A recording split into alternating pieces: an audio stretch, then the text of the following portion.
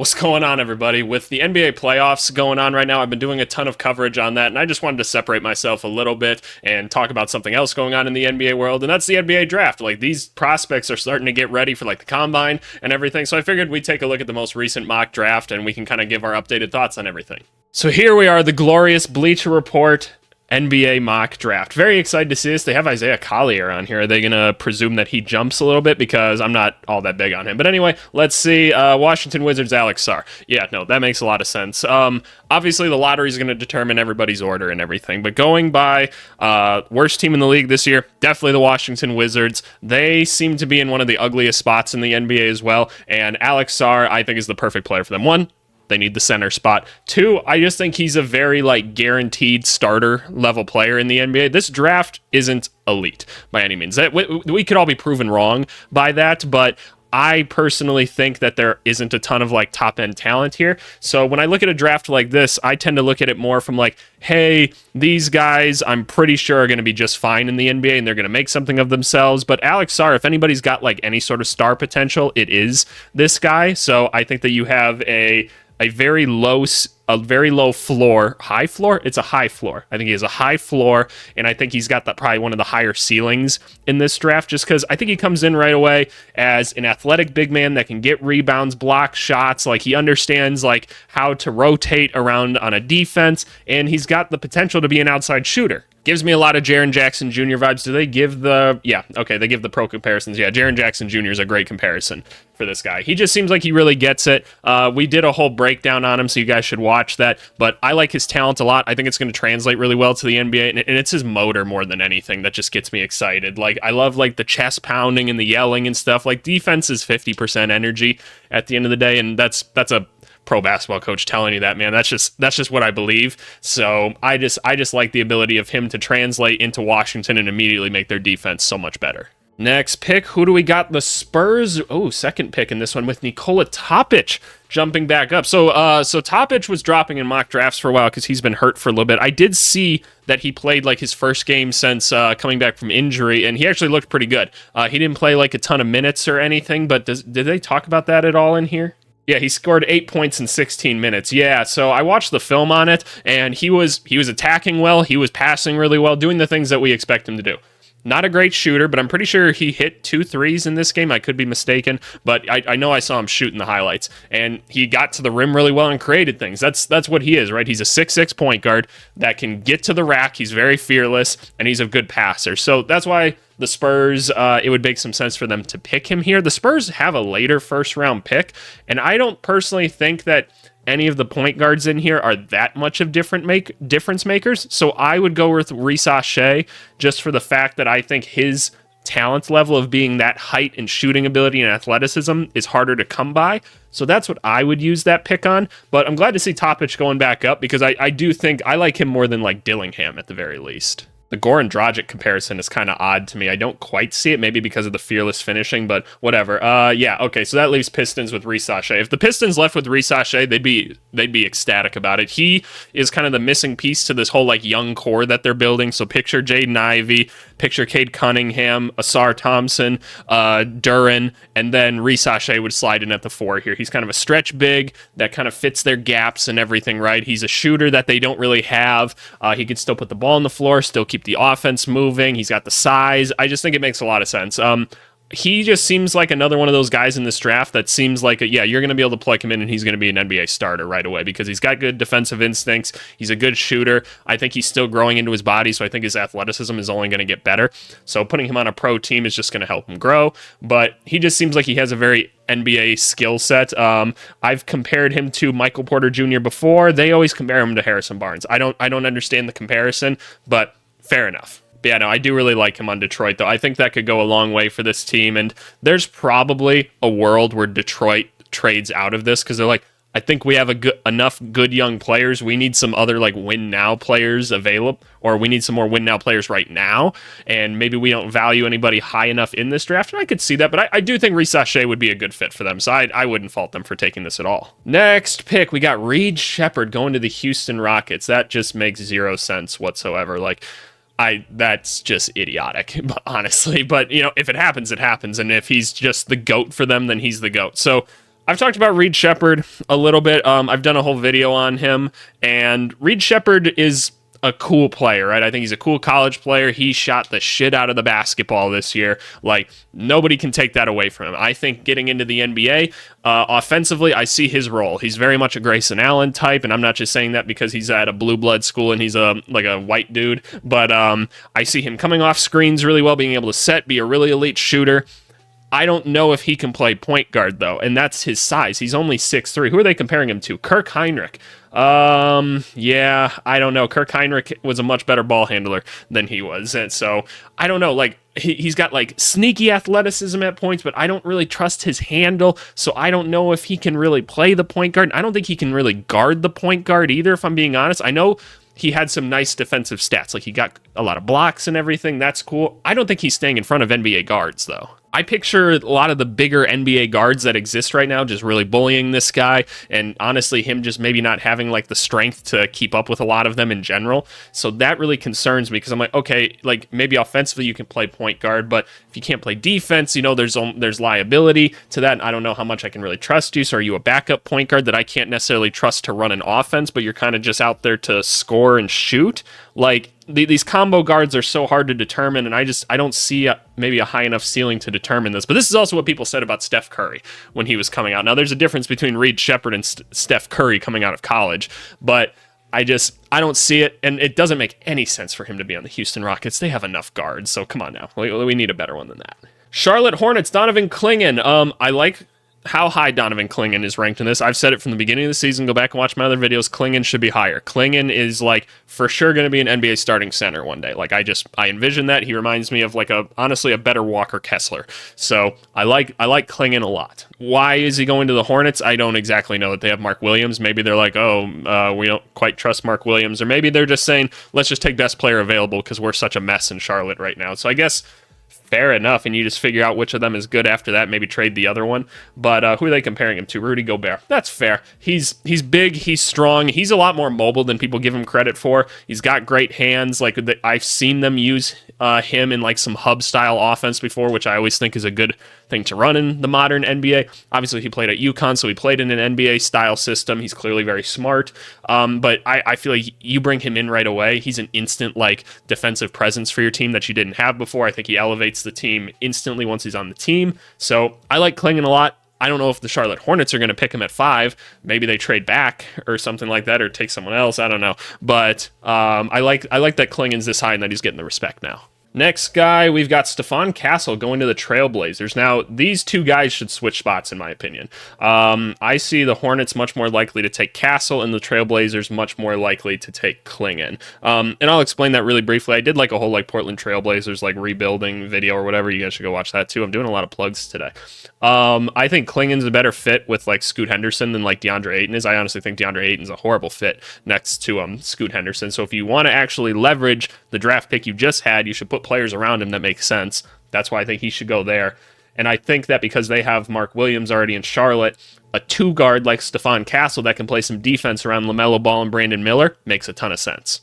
But anyway, let's talk about Stephon Castle. Very tough player, very strong player for his age and everything. Already 6'6", 215 as a freshman. They compare him to Anthony Black.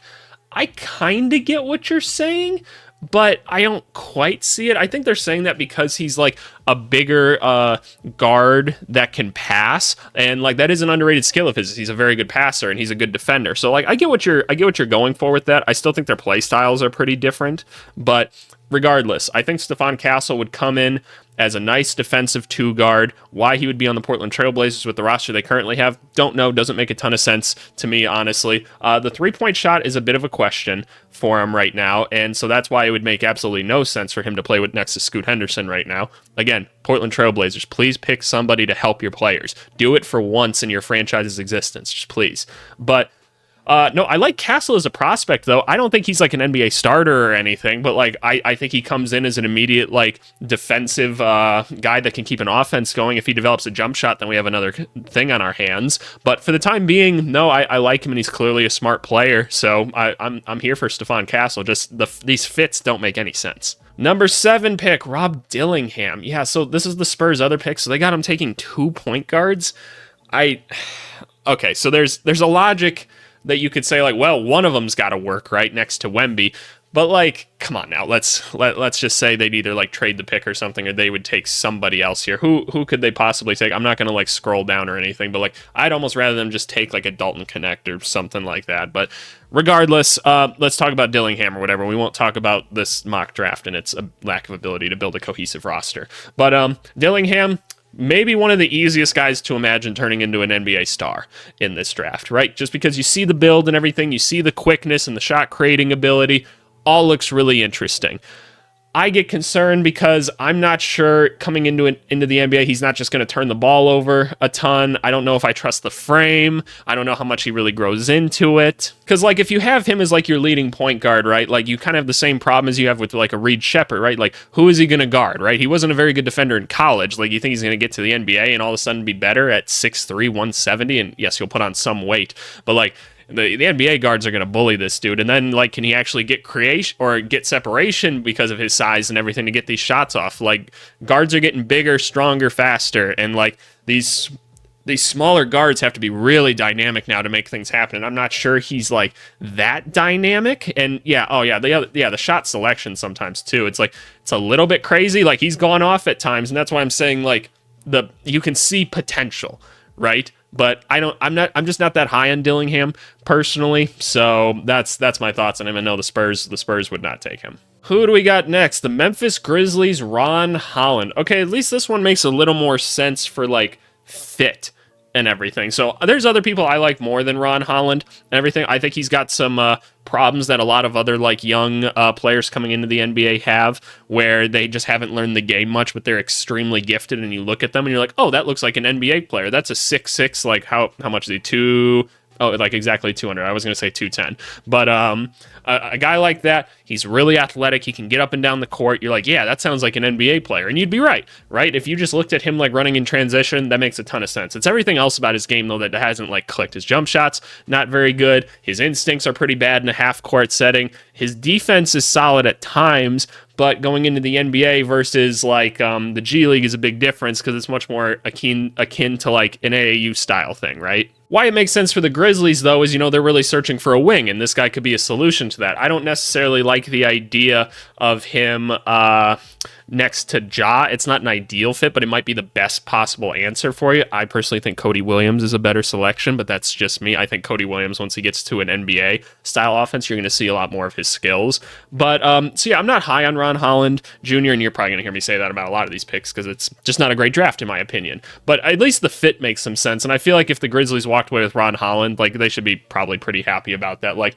it's just another, like, guy that you can throw out there, hopefully turn into a decent defender. If he develops a jump shot at all, cool, but I feel like he's got a lot of basketball to learn, and you have to hope that you as an organization can actually like develop that talent into something. And they've done good with like Jaren Jackson Jr. and Desmond Bane and stuff, right? And they found some other players like Gigi Jackson, Vince Williams Jr. So maybe he turns into something then. Oh, and they compared him to Cam Whitmore. I kind of see that because they both don't see the game correctly yet. So I see it in that sense. But anyway, who's the next guy we got? Utah Jazz, Dalton Knecht sliding into the top 10, huh? So, again, I see this because the Jazz have no wings, right? And they need a wing. This is a guy that's going to come in and be an NBA scorer, like, right away. If Reed Sheppard was this height, Reed Sheppard would be the number one pick in the draft, right? That's essentially it, because Dalton Knecht's like 6'6", 200 pounds. Obviously, he was a senior, so he's a little bit older, but pure score. He can get to the rim well. He's a pretty solid athlete, actually. I don't think people give him enough credit for that, maybe because of his complexion. But really, really, really good shooter. He's got some killer instinct to him. Not saying he's going to be an NBA starter by any means, but I could see Dalton Knecht being one of those guys that just is always in the NBA, like as like a 7th, 8th man that's coming off and just being like a really good shooter. He probably has more defensive potential than like, say, like a Doug McDermott or insert other like floor spacing wing like this, just because he is a little more gifted athletically. But I like this pick for Utah. It's not going to help them get better right away, and if I feel like they're going to be stuck in the purgatory of being in the middle for forever, but at least the fit makes some sense, and I think he's going to be a player that sticks around. What do we got? Pick number 10, Matas Buzelis. All right, that is a horrible picture to use. Y'all couldn't find another picture for that? But anyway, Atlanta Hawks picking Buzelis. I guess the pick makes some sense, like fit wise. Like he's kind of a different option than you've had before. I've made it pretty clear I'm not too high on Buzelis. I don't think the handle's going to translate. I don't think the frame is going to get much better. And so I see him as just like a stretch four and kind of just a bench one. Could he turn into something else? Maybe. I don't personally see it right now, and I've been wrong about things before because a lot of the complaints I have about Buzelis here, I had about Chet Holmgren, and my NBA scout friends like to remind me how often I was wrong about that one, but they don't give me credit for saying that Gigi Jackson was going to be phenomenal. So you know what? It's fine. It's a balance, right? We're all right and wrong sometimes. But the fit makes sense here. I remember a previous mock draft. I talked about him going to the Jazz and how I'm like, yes, they're just loading up on all the lengthy white guys they can, and I got a really funny comment about that. So I'm going to say it again. Maybe he'll comment again. But no, I don't see a ton of potential in him. He's not a guy that I would probably go after in the draft, but I at least understand the fit, and he'd be a different kind of player than the Hawks have on their roster right now. I believe the next pick is the Bulls. Ooh, Cody Williams. I'd be so happy if the Bulls took Cody Williams. I think like his brother Jalen, J-Dub for the Thunder, I think that we could see a little explosion when he gets to the NBA, because I look at him and I see him as a secondary ball handler on a team. And what do I mean by that? So take your point guard on your team, whoever it is, right? Let's just say for the Bulls, it's Kobe White, right? And he's the point guard next season. That's probably going to be the case. But he's point guard, and he's the first guy to kind of create offense. I think that Cody Williams is a wing that you could also trust to create a lot of offense as a ball handler. So like when Kobe White gets going, maybe he makes a move towards the rim, he kicks it back out to Cody Williams. Now Cody Williams is involved in a secondary action because he can also facilitate, get to the rack, like run the offense or something, right? And that's why I think he'd make so much sense in Memphis next to Ja, because they don't have that next ball handler to kind of keep the offense going, and I think that's an area they've been lacking. But just looking at like his physical presence and everything, his defense is awesome. His jump shot's a little iffy right now, but I feel like give it time, it's not bad. I like it. So he's more of a potential pick. Not the greatest numbers in college or anything, but I think there's a ton of potential there. And so in the right system, he could really excel. I also think it's worth mentioning like his off-ball movement too is like really good already, and Colorado wasn't exactly running like the best offense in the world, so I just feel like if you get him on an NBA team, like you could really unlock some things there. But just my thoughts on him, I'd be thrilled if they walked away with him. Oklahoma City Thunder, Jacoby Walter. That one doesn't make a ton of sense to me. I don't know why they wouldn't pick a big, or like, let's be honest, the Thunder might just trade these picks just because they don't need any more young guys, but they don't need another guard. Like Cason Wallace has kind of got that backup guard position locked down. They got Isaiah Joe as well, who hopefully they re-sign and everything. So that pick doesn't make any sense. Like, yeah, he's got some potential and everything because he reminds us of some of these other like shorter swing players that like are so good at creating shots off the dribble and everything, but he wasn't that efficient, and I don't think he's personally going to go this high. I think he's going to drop in the draft a little bit, and a team with maybe like 2 picks or something like the Thunder have sometimes, maybe take a chance on him later in the draft. Yeah, I just don't think the Thunder need him. And I feel like people are going to look at like a lot of his film towards the end of the year, which was pretty ugly, honestly, and get turned off by him a little bit. Like, because I don't necessarily see like a playmaker outside of him. I mostly just see like a bucket getter off the bench or something like that. Look at like Jordan Hawkins or something, right? So that's kind of what I'm seeing is like a lesser form of Jordan Hawkins. So I would push him down the draft a little bit further. What do we got next? Jared McCain to the Sacramento Kings. He's worked his way up into the lottery, huh? So Jordan McCain, nice spot up shooter and everything. Like he sees the court really well. Like his spacing's pretty good. His passing is pretty good. Very strong guard. I don't think he can create his own shot though. And because like same thing kind of like with Reed Sheppard, right? Where like his height and physicals tell you that he needs to be a point guard, right?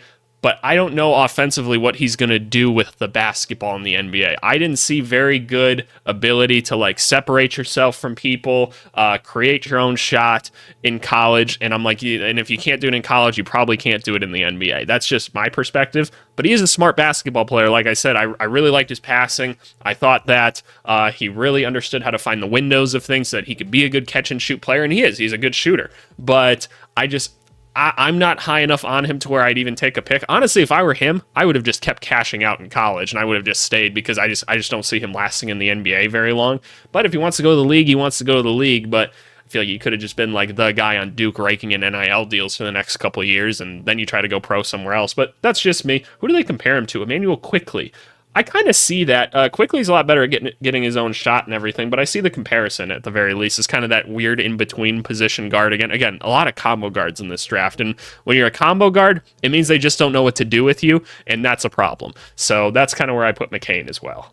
And the last lottery pick is Kel'el Ware. I'm actually not surprised to see him jump up a little bit. I think that given time, where teams aren't watching, like the little bit of struggle he kind of had in the middle of the season. I believe his last game was like really bad too, or something like that. People will kind of overlook it, and they'll look more so at the skill set that he has in the better games, and they'll talk themselves back into it and be like, you know what, like Big Ten basketball is really confusing, and it's nothing like the NBA anyway, so maybe it's not a huge deal. But the Portland Trailblazers taking him here, presuming that they took, who did they take earlier? Did they take, let me scroll up. I'm not going to make a cut because I don't want to. Stephon Castle and then Kel'el Ware. At least like Ware, I still think is I don't know if he's a starting NBA center, but I think he's got a lot of the skill sets to say that he could be like an NBA contributing player. Like obviously he's got the size down, 7 foot 240 already. That's awesome, right? He's got great athleticism. He can shoot a bit from the outside. That's all awesome. So I think it adds like a new layer of kind of dynamicness to him. And I could see him playing next to a Scoot Henderson, right? Because Scoot Henderson's good in the pick and roll. And ideally with a pick and pop, we haven't really had an actual pick and pop. Ayton technically does it a lot, but he just kind of short rolls to the mid range and it just clogs the paint and nobody can do anything. It's really frustrating for me to watch. But I totally see why Kel'el Ware would move up in this draft, and I wouldn't hate this at all. Him going to Portland, yeah, obviously depending on what they do with their first pick, like that determines if he makes sense here, but I don't hate him as a prospect at all. I think it's going to be a learning curve and who can develop him and really teach him the game, but I see the skill set. All right, so now what I'm going to do is I'm just going to skim through the rest of the draft, kind of see where else like some key players land, and kind of give you my two thoughts on them. And yeah, I kind of figured Collier would be the first one on here. Throw him on the Miami Heat. I get it because he's like a dog and everything. I always get nervous putting non-shooters on the Miami Heat. Just my 2 cents on Collier. Don't think he's a good enough passer. Not sure he's explosive enough to be an NBA guard.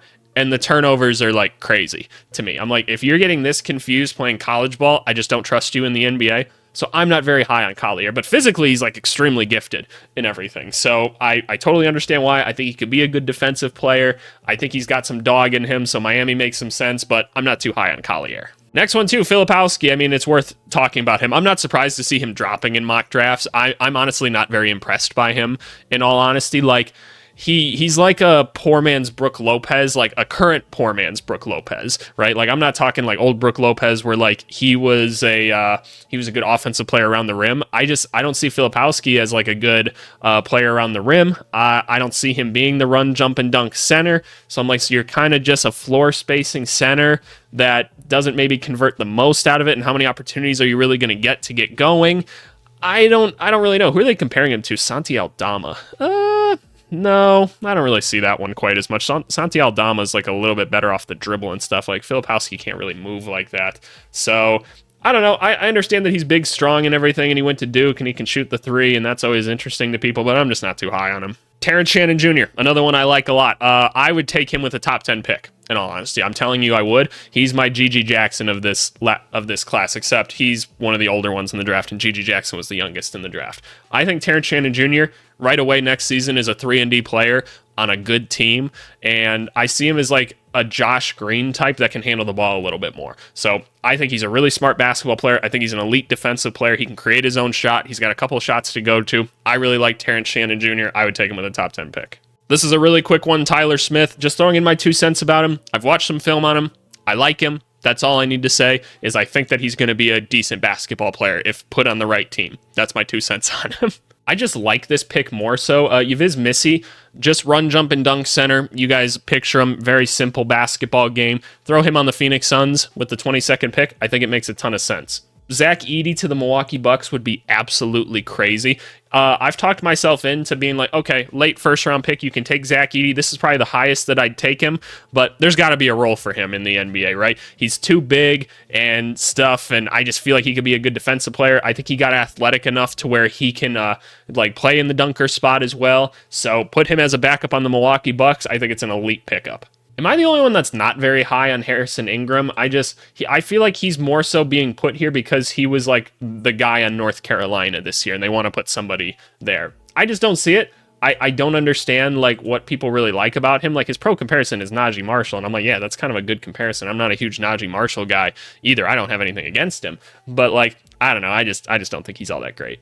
I actually just watched some film on this guy, Melvin Ajinka. I wonder if he's related to Alexia Ajinka, who was in the NBA at one point, because I think they're both French, right? I could be wrong, but he did get hurt like relatively recently. But I saw like some film on him, and I thought he was kind of interesting as like a shot creating wing. So I'd need to see more of it, but I think he's at least worth taking a flyer on. And we're getting towards the end of the draft. Is there anybody else that interesting that I care about?